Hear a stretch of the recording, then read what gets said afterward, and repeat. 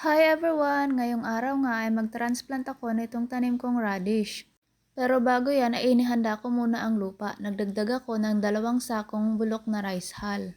At nagdagdag rin ako ng dried na chicken manure. Sa paraan ngang ito ay magiging mataba ang lupa. Ipinunla ko pala itong radish noong April 27. At nag-transplant naman ako ngayong May 17. Bali 2 araw na pala itong video na ito. Ngayon lang ako nakapag-voice over. Madalas sa hapon ako nagta-transplant para hindi malanta ang tanim. Sa mga oras na yan ay bandang alas 4 na pero sobrang init pa rin. Ganyan nga ako sa paglilipat ng tanim. Hinahanay ko muna at pinapantay para maganda tingnan. Tsaka ako naman ibabaon sa lupa pero ingat na ingat ako na wag maistorbo ang ugat para hindi ma-stress ang tanim. Pangalawang beses na pala ako nagtanim nitong radish. Noong una ay itinanim ko ito sa isang buong raised bed, ngayon ay sa kalahati na lang. Sobrang dami kasi at hindi naman namin nakukonsume. Nag-try nga rin akong gawing pickles at masarap naman ito. At ang dahon pala nito ay edible rin. Pwede daw igisa at ilahok sa iba pang pagkain at pwede ring ilagay sa salad. Lahat ng mga yan ay ititry natin kapag malalaki na ang dahon.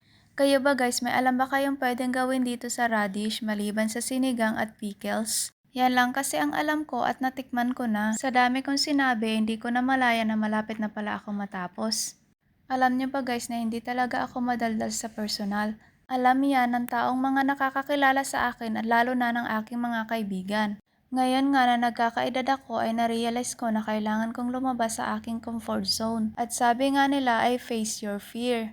Sobrang mahiyain talaga kasi ako lalo na pag madaming tao. Naalala ko nga nung elementary ako, sobrang takot ako kapag may mga nakatingin na tao sa akin. At kapag nagtatanong ang teacher kahit tama naman ang sagot ay hindi ako nagtataas ng kamay. Anyways, balik na tayo dito sa aking tanim. Kailangan diligan pagkatapos maglipat ng tanim upang mas kumapit ang ugat. At kailangan dahan-dahan upang wag matumba ang bagong lipat na tanim. Kung mapapansin nyo ay may marigold na akong nakatanim sa gilid ng aking raised bed. Sinadya ko itong itanim para may pantaboy ako sa mga insekto. Marami pa rin kasi ang hindi nakakaalam ng benefits ng marigold. At yan lang muna. Thank you for watching. Bye!